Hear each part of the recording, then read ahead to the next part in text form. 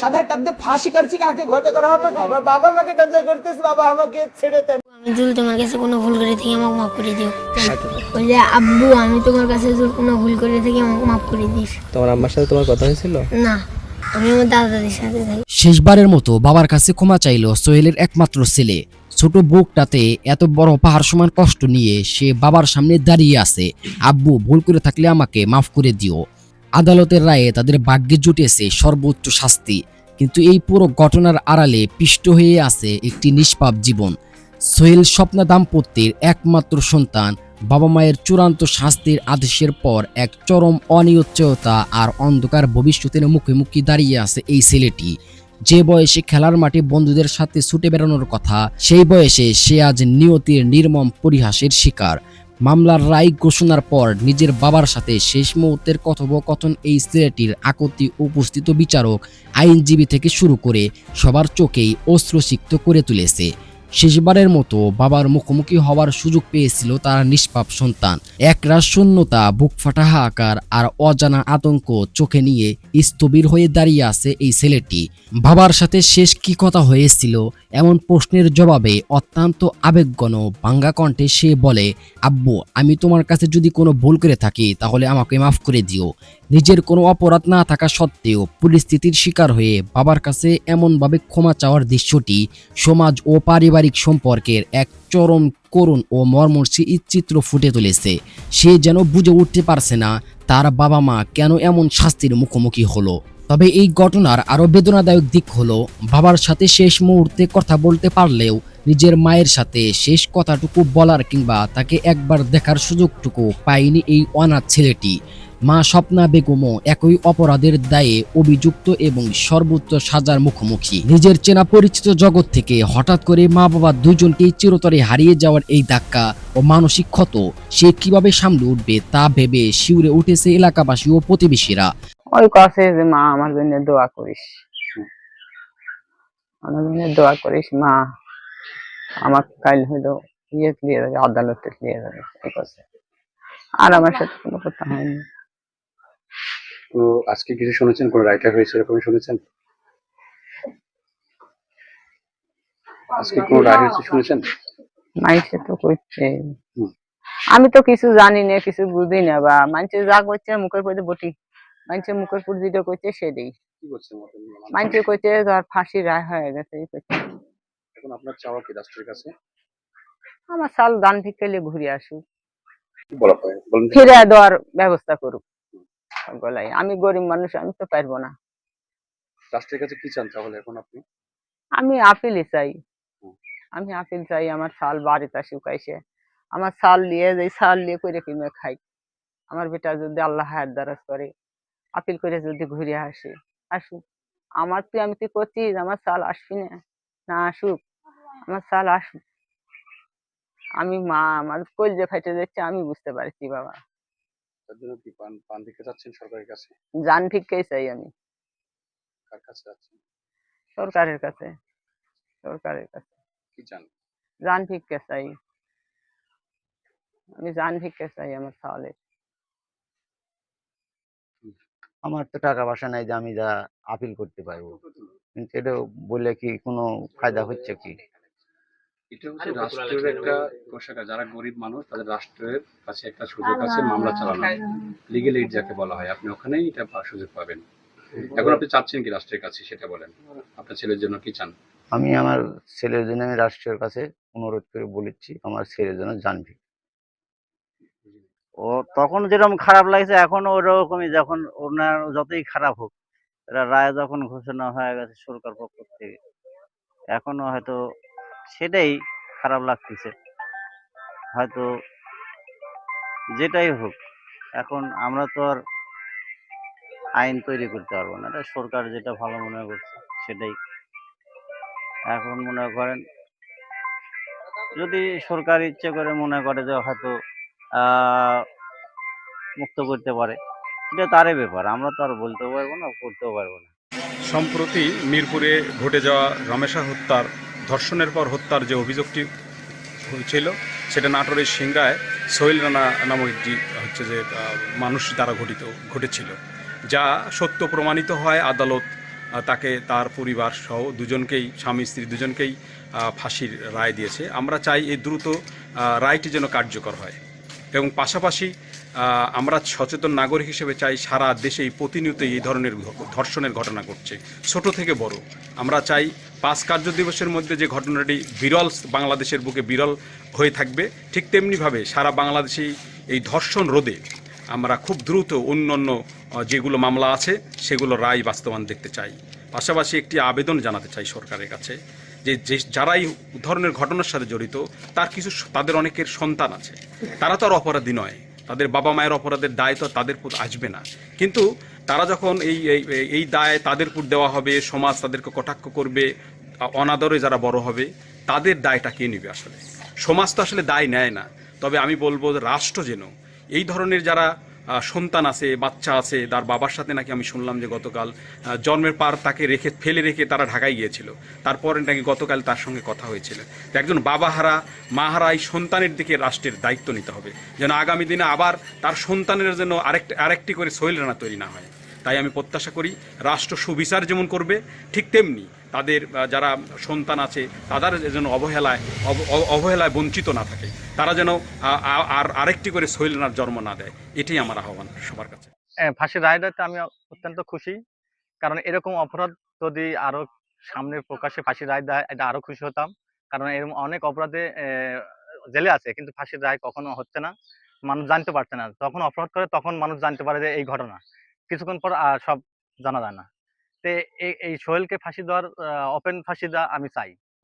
শিশু হত্যা, রামিসা হত্যা এবং ধর্ষণের একটা ঘটনা ঘটে। সেই ঘটনায় আজকে আমরা দেখলাম প্রশাসনের কাছ থেকে একটা সুন্দর বিচার আমরা পেয়েছি। এজন্য আমি সন্তুষ্ট যে অপরাধীর বিচার করবে, কিন্তু ইতিপূর্বে আমরা কখনো দেখি নাই যে 5 কার্য দিবসে বিচার সম্পূর্ণ হয়। হ্যাঁ, বা সেটা এই হত্যা ও ধর্ষণের সঠিক তদন্ত হয়েছে এটা আমিও মনে করি না।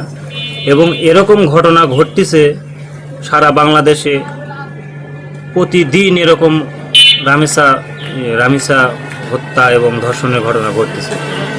যেমন এনার বিচার হলো 5 কার্য দিবসে, আরও হাজারো রামিসার হত্যার বিচার যেন আমরা খুব দ্রুত দেখতে পাই। রায় এখন মানে যদি ইয়ে করিয়া থাকে তা কোনো ইয়ে নেই, যেটা সাজা সেটাই হবে। সোহেল বছর 3 আগে গ্রাম থেকে চলে গেছে, মানে ঋণের দায়ে চলে যাওয়ার পর মানে এলাকা আসে না, দ্বিতীয় কাজ করেছিল, চলে আসে। এখন যেটাই শাস্তি আছে এখন সবাই মাইনে লওয়া লাগবে, এই আমার আমি আর বলতে পারবো না। এই জন্য একসাথে চলাফেরা করেছি, মানে খুব খারাপ লাগছে, বুঝতে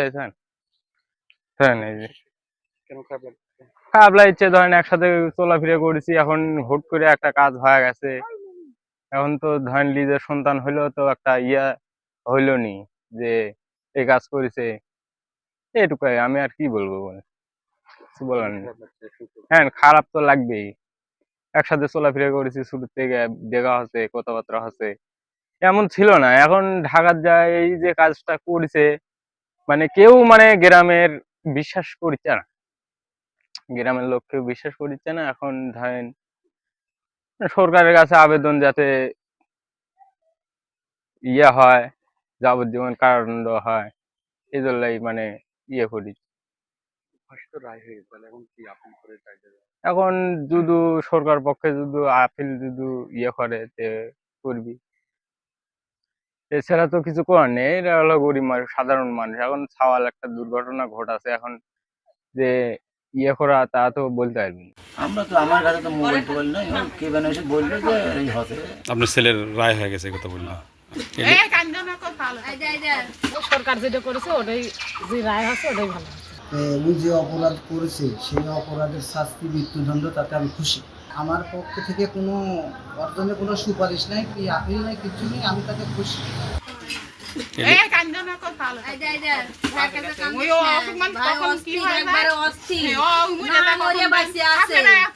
ফাঁসির রায় আছে ওটাই ভালো আছে, সরকার যেটা করেছে ওটাই, যে রায় আছে ওটাই ভালো আছে। আপনার সন্তানের এই যে ইয়ে আছে এটা ভালোই আছে, এটা অন্য কিছু না। মিডিয়া জানা লাগবে না, এটা সরকার তো বোঝা লাগবে আপনার কষ্টে আছেন, তো সরকার দেখবে, না বুঝবে কি হবে।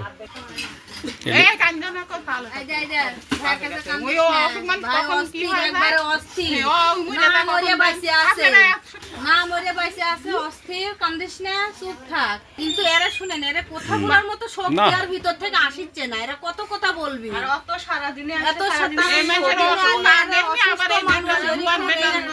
আমরা তো আমার কাছে তো মোবাইল টোবাইল নাই, কে বেন এসে বলবে যে এই হতে আপনার ছেলের রায় হয়ে গেছে কথা বললাম। এখন আমরা কি করে মারে নাই টাকা পয়সা, আমরা আমরা গরিব মানুষ চলতেই পারি না, ইচ্ছে আমরা করি, আমার লাভ আছে, টাকা পয়সা না দিলে ইচ্ছে করি, আর আমার ইচ্ছে ওই তো নাই নাই ওই নাই। এই শীতে কালকে কথা বলে মোবাইলে তেনেগা কথা হচ্ছে, আমার একটু পয়সা করি না দিলে কি উদ্যোগ নিব, আমার পয়সা করি আছে। এখন আমি এলাকার সন্তান বা রানা আমার প্রতিবেশী, সে শর্তে যে মনে করেন হয়তো এর আগে যে ঘটনাটা রমেশের সাথে ঘটেছে, আমি একটা বাবা হিসেবে আমার খারাপ লাগাই স্বাভাবিক, এটা সব বাবারই লাগা উচিত। এখন যেহেতু মনে করেন আমার এলাকার সন্তান, যতই খারাপ হোক ভালো হোক, এখন বিষয় হলো দণ্ড রায় ঘোষণা হয়ে গেছে, সে শর্তে আমাদেরও একটু খারাপ লাগে। এখন এই বিষয়ে কোনোটাতেই আমরা এখন মনে করি সেইভাবে আমরা বলতে পারবো না যে হয়তো কেন ফাঁসি দিল, আবার হয়তো তার দুজনারই কেন ফাঁসি হলো, এগুলার বিষয় হলো আইনের বিষয়, এগুলো আইন যেটা ভালো মনে করছে করছে। সে অন্য ছেলেরা ধরে চলে গেছিলো দেখে তাকে ত্যায্য করা হয়েছে। তো উনি যে অপরাধ করেছে সেই অপরাধের শাস্তি মৃত্যুদণ্ড, তাতে আমি খুশি। আমার পক্ষ থেকে কোনো অর্জনে কোনো সুপারিশ নাই, কি আপিল নাই, কিছু নেই, আমি তাকে খুশি। অন্য হচ্ছে কি যে ছেলের কথাবার্তা বাপ মা শুনে না, সেই ছেলের উপর দেওয়া মহব্বত আমার নেই। আমার ভাই নিয়ে আমি কী করে আমার ভাই নিয়ে গ্রামবাসী তার করে আমার তো ভাই না, আমার সাথে আমার মনে করেন যে দিনের ভাই না, সেটা আইনে চলে গেছে। আর ফাঁসির রায় হচ্ছে ওটাই ভালো আছে, সরকার যেটা করেছে ওটাই, যে রায় হচ্ছে ওটাই ভালো। হ্যাঁ, কথা বলেছি। কি বলেছিলেন উনি আপনাকে? ওই আমার কাছে মাপ সাপ চাইল। কেন মাপ চাইলো, কি বললো কালকে করে? যে আব্বা আমি অপরাধ করেছি, আমাকে ক্ষমা করে দিয়ে আমি কথা বলেছি। আজকে করে ফেলবে এরকম বলছিল? হ্যাঁ। যে রায়টা হয়েছে, রায়টা আসলে কেমন লাগছে আপনার থেকে, যে ফাঁসি হয়েছে এটা?